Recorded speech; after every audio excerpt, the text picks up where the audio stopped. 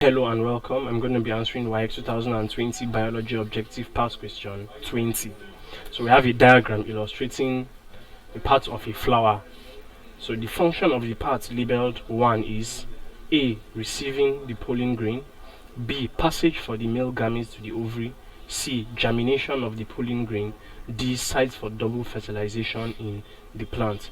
So this part of the flower labeled 1 is known as the style, and this part labeled 2 is known as the ovary. So the function of the part labeled 1, which is style, is it serves as a passage for the pollen grains, which is the male gametes in flowering plants, the male gametes in flowering plants.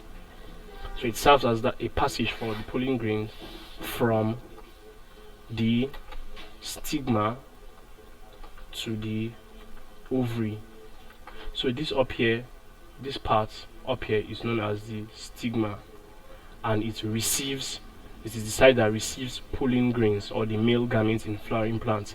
So what happens is that when the pollen grains are received, they pass through the style to get to the ovary.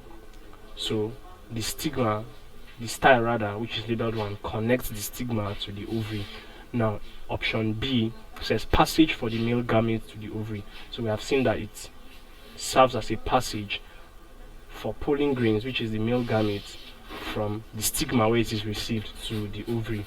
So the correct answer is B, passage for the male gamete to the ovary. Thank you, and please subscribe to this channel for more videos and for more past questions and answers.